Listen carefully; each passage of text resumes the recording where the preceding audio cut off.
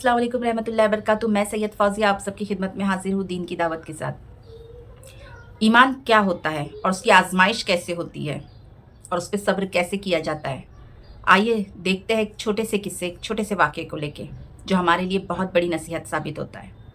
हज़रत बिलाल रज़ी अल्लाह ताला अन्हु जो आप सल्लल्लाहु अलैहि वसल्लम के मौज़ूम हुआ करते थे और आप कौमी एतबार से हबशी थे, काले थे, गुलाम थे। अब गुलाम थे तो ज़ाहिर सी बात है कि आपके पास मालो दौलत नहीं थी, कोई हैसियत नहीं थी। गुलामों की कोई हैसियत नहीं होती थी उस ज़माने में। उनके साथ जानवरों जैसा सलूक किया जाता, बदतरीन तरीके से उन पे ज़ुल्म किया जाता। मगर जब आपने ईमान लाया और आपके आका ने, मतलब आपके मालिक ने आपके साथ इतना बुरा सलूक किया, इतना बुरा सलूक किया और बड़ा दर्दनाक जुल्म किया। आपको गरम रेत पे लिटा दिया गया, आप पे कोड़े बरसाए गए, आपके सीने पे पत्थर रख के तोड़ा गया, आपके गले में रस्सी डाल के खदेड़ा गया। आप चलते फिर खदेड़े जाते, गिरते फिर उठते। इतना बदतरीन सलूक किया गया आपके साथ, मगर आप ईमान पे डटे रहे और सब्र से काम लिया। ईमान पे डटे रहे और सब्र से काम लिया। लेकिन मैं आज का मुसलमान, मुझे ईमान की तरफ से ज़र्रा बराबर भी तकलीफ़ नहीं होनी चाहिए, क्योंकि मैं एडजस्ट नहीं करता, है ना। अगर तकलीफ़ आती है तो मैं बौखला जाता हूँ, है ना। अगर मेरे ईगो पे बात आ जाती है तो फिर क्या ईमान, क्या शरीयत, क्या मैं सब लांद के आगे निकल जाता हूँ, है ना। ला इलाहा इल्लल्लाह बस मैंने कह दिया, चाहे मेरी नमाज मुकम्मल हो ना हो, मेरे रोज़े मुकम्मल हो ना हो, मेरी तिलावत मुकम्मल हो ना हो, मेरे फ़राइज़ मुकम्मल हो ना हो, सच और झूठ में मैंने फ़र्क नहीं समझा, सही और गलत में मैंने फ़र्क नहीं समझा, शर्म और बेहयाई में मैंने फ़र्क नहीं समझा, बस मैंने कलमा पढ़ लिया, अब जन्नत मेरी, मुझे जन्नत चाहिए। कैसे चाहिए? अल्लाह ताला ने कुरान में फ़रमाया कि मैं जब तक तुम्हें आज़माऊँगा नहीं तो तुम्हें जन्नत कैसे दूँगा। मैंने पिछली कौम को भी आज़माया और अब तुम्हें भी आज़माऊँगा। जब अल्लाह ताला खुले लफ्ज़ों में ये कह रहे हैं, माना कि ला इलाहा इल्लल्लाह जन्नत की चाबी है, लेकिन हर चाबी के एक दांत होते हैं, एक कंडीशन होती है। ला इलाहा इल्लल्लाह की भी एक कंडीशन है। हमने ला इलाहा इल्लल्लाह तो कह दिया, लेकिन बिद्दत और शिरक और झूठ, गीबत, तरह तरह के गुनाह हमारे जारी है ना। पहले के लोगों ने भी ला इलाहा इल्लल्लाह कहा, लेकिन आजमाइशें उन पर भी आई। लेकिन हम पर आजमाइश आती है तो हम झुंझला उठते हैं, है ना।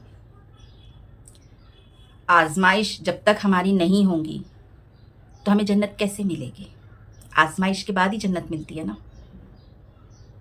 आजमाइश तो होती है, नबियों की भी हुई, पैगंबरों की भी हुई, सहाबाओं की भी हुई, पिछली कौमों की भी हुई।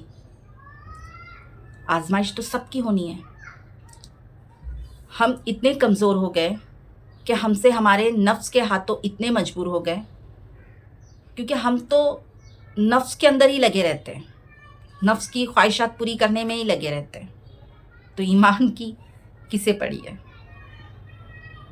ना। मजबूरी आ गई, सूद ले लिया। क्यों? मजबूरी थी, आजमाइश नहीं थी। सब्र करते, मजबूरी आ गई, झूठ बोल दिया। मजबूरी थी, अल्लाह की आजमाइश नहीं थी, सब्र करते। आप सल्लल्लाहु अलैहि वसल्लम ने भी फाके किए, तरह तरह की तकलीफ़ें उठाए, मगर तस से मस नहीं हुए, और ना उनके सहाबी, ना पिछली कौम, बस लगे रहे। माना हमारी आजमाइशें आती है, लेकिन हमें सब्र करना चाहिए, अल्लाह पे तवक्कुल रखना चाहिए। हम अल्लाह पे तवक्कुल रखते हैं इस बात का कि जन्नत मुझे चाहिए, बेशक हमें जन्नत मिलेगी, लेकिन जन्नत तो तब मिलेगी ना जब अल्लाह हमें आजमाएंगे। क्या हम अल्लाह की आजमाइश में खरे उतरते हैं?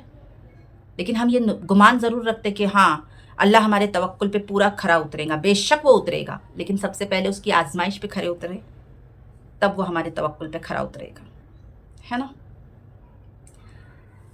हम तो ज़रा सी मुसीबत में हड़बड़ा जाते हैं, गुनाह कर बैठते हैं, शिर्क कर बैठते हैं, गलत कदम उठा लेते हैं। लेकिन वो पिछले कौम कैसे गुजरी होंगी? अगर हम तन्हा हैं ना, तो आदम अलैहिस्सलाम के बारे में सोचो। کہ آپ تو دنیا میں تنہا لائے گئے. اگر ہمیں پریشانی میں، مصیبت میں کوئی راستہ نہیں نظر آ رہا تو حضرت موسیٰ علیہ السلام کے بارے میں سوچو کہ اللہ نے انہیں سمندر پھاڑ کے راستہ دکھایا، تو کیا ہمیں نہیں دکھائے گا؟ ضرور دکھائے گا. اگر ہمارے ماں باپ ہمیں تکلیف پہنچا رہے تو صبر کرو، کیونکہ حضرت ابراہیم علیہ السلام کا آگ میں جانے کا سبب ماں باپ ہی تھے، ہے نا. جب ہمارے خونی رشتے ہمیں تکلیف پہنچا رہے تو صبر کرو، کیونکہ حضرت یوسف علیہ السلام کو ان کے سگے بھائیوں نے اٹھا کے کنویں میں ڈالا تھا. اگر ہم کسی سے جدا ہو گئے، ہم اپنے کسی سے جدائی آ گئی تو صبر کرو، کیونکہ یعقوب علیہ السلام اور یوسف علیہ السلام کتنے سال جدا رہے لیکن اللہ نے انہیں ملایا، تو کیا ہمیں نہیں ملائے گا؟ جب بیماری میں ہم مطابلہ ہو جائیں تو ایوب علیہ السلام کے بارے میں سوچو کہ وہ کتنے سال بیمار رہے، کہ بدن پہ ان کے کیڑے لگ گئے، ان کے اپنے ان کو چھوڑ کے چلے گئے، لیکن وہ کیڑوں کو بھی اٹھا کے اپنے ہاتھ پہ رکھتے تھے، کہتے تھے کہ تیری غذا اللہ نے یہاں رکھی ہے، تو اسے کھا. جب ہماری اولادیں اگر ہمیں کچھ تکلیف پہنچا رہی ہے تو نوح علیہ السلام کے بارے میں سوچو کہ ان کے بیٹے خود ان پہ ایمان نہیں لے آئے، ہے نا.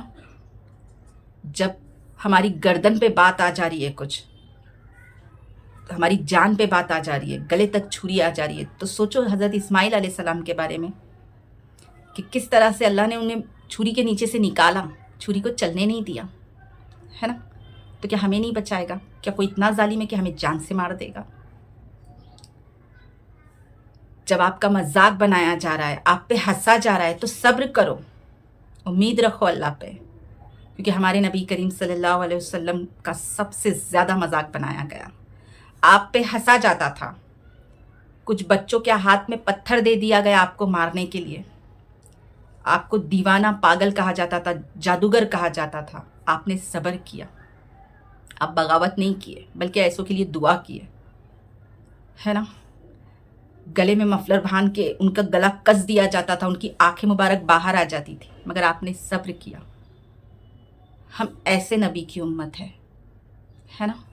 پھر بھی ہم میں صبر نہیں، ہمارے اندر آزمائش کو برداشت کرنے کی اور آزمائش پہ کھرا اترنے کی ہم میں اتنی قوت نہیں، کیونکہ ہم اپنے نفس کے ہاتھوں مجبور ہو گئے. ہم قرآن اگر کھولیں گے نا تو ہمیں صرف نصیحتیں مل جائے گی، سچے واقعے ملیں گے. اس واقعے سے ہمیں معلوم پڑتا ہے کہ ہمیں کس طرح سے رہنا ہے، اور پچھلی امت کے لوگوں نے اور پیغمبروں نے کس طرح سے تکلیف نکالے.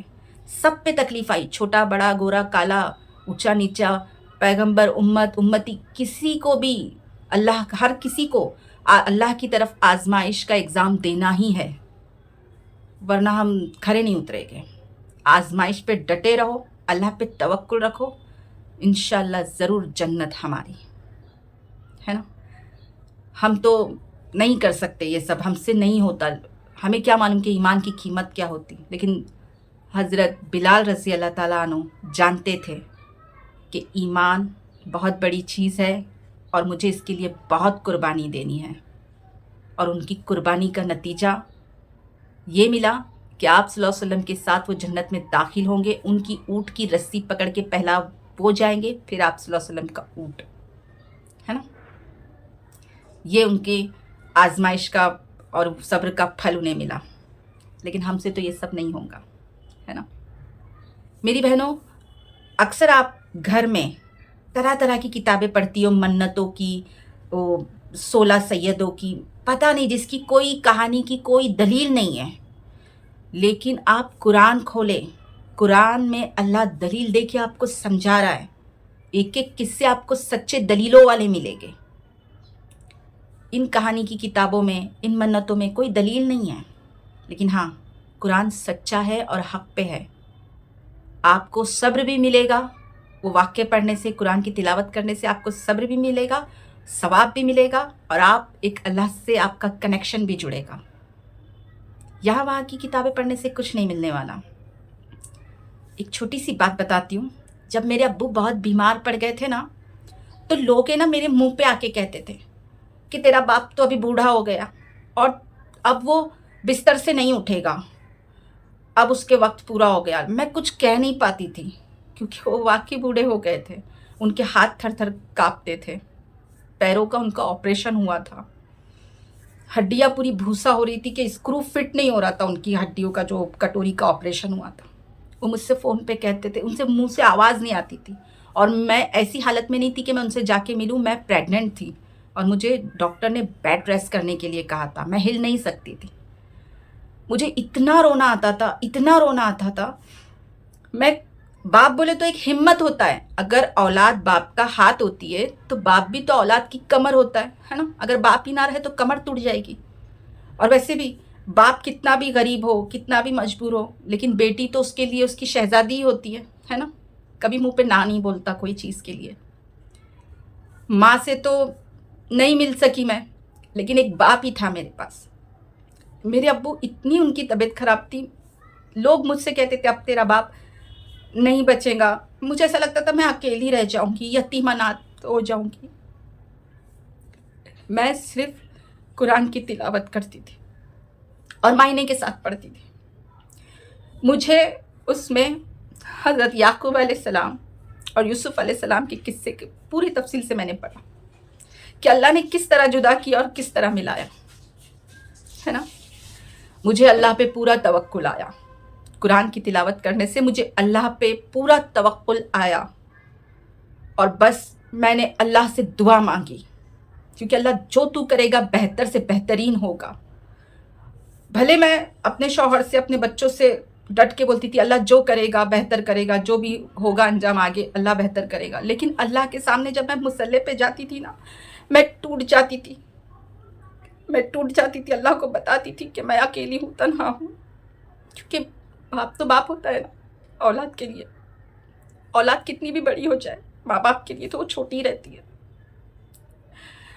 बस मैं अल्लाह से अपना दर्द बयान करती थी, अल्लाह को सुनाती थी कि अल्लाह मुझसे मेरा बाप मत लेना, अल्लाह मेरे बाप का साया मुझसे मत हटाना।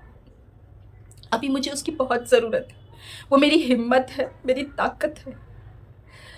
अल्हम्दुलिल्लाह कुछ वक्त लगा, एक अरसा, उनमें इतनी शिफा आने लगी कि अल्हम्दुलिल्लाह आज मैं हर संडे उनसे मिलती हूँ, वो मुझसे मिलते और चलते फिरते। अल्हम्दुलिल्लाह, अल्लाह का शुक्र है, अल्लाह उनकी उम्र दराज करे। अब वो बिल्कुल ठीक है। तो हमें, मेरा ये बताने का मतलब है कि हमें कुरान से बहुत फ़ायदे हैं। कुरान एक तसल्ली भी है, हमें एक सबक मिलता है, हमें नॉलेज मिलता है, हमारी ज़िंदगी जीना हमें आसान हो जाती है। क्यों? क्योंकि उसमें हमारा अल्लाह हमें समझा रहा है कि किस तरह से हमें रहना है ना। वरना ये ज़िंदगी बहुत भारी लगेगी। अगर आप कुरान की तिलावत नहीं करोगे, कुरान को मायने के साथ नहीं पढ़ोगे ना, तो आपको आपकी ज़िंदगी बहुत दुश्वार लगेगी और तरह तरह की तकलीफ़ें आएगी, आपसे सब्र नहीं होगा। लेकिन अब जब आप कुरान की तिलावत करोगे ना, तो आपको पता चलेगा, आपको जीने का एक सलीका भी मिलेगा, एक हिम्मत और कुव्वत भी मिलेगी, और आपका कनेक्शन अल्लाह से भी जुड़ा रहेगा। आप हर गुनाह करने से बचेंगे, आपको हर परेशानी में, मुसीबत में एक सब्र मिलेगा, हिम्मत मिलेगी पिछली उम्मतों को देख के। और आपको ये भी मालूम पड़ेगा कि अल्लाह किस तरह से आजमाता है, लेकिन बंदे को टूटने नहीं देता। ये बात ध्यान रखना, बंदे को टूटने नहीं देता, वो आजमाएगा, कड़ी से कड़ी आजमाइश में डालेगा। आजमाइश जितनी हमारी कड़ी होंगी ना, हमें इनाम भी उतना बड़ा मिलेगा, याद रखना। बस एक बात ध्यान रखना कि हमारी जितनी आजमाइश कड़ी होंगी, बस अल्लाह पे भरोसा बनाए रखो और अब लगे रहो, हमें इनाम भी उतना अच्छा मिलेगा। अल्लाह हमारे गुनाहों को माफ़ करे। बस मेरी बहनों, कुरान खोलो, यही सच्ची किताब है और यही सच्ची कहानियाँ हैं, उसी में सच्चे वाक़ये हैं। यहाँ वहाँ की किताबें पढ़ के, मन्नतें करके, मुरादें करके कुछ हासिल नहीं होगा। मुराद उससे रखो, वो देने वाला है। बस अल्लाह से दुआ कीजिए और इस्तग़फ़ार कसरत से पढ़िए, और हर मुसीबत में नमाज और कुरान का सहारा लीजिए। यही हमारी ताकतें हैं और यही हमें सही मंजिल पे पहुंचाएंगे, दूसरा कोई नहीं, वरना ये दुनिया हमें भटका देगी। बस अल्लाह हमारे गुनाहों को माफ़ करे, आमीन।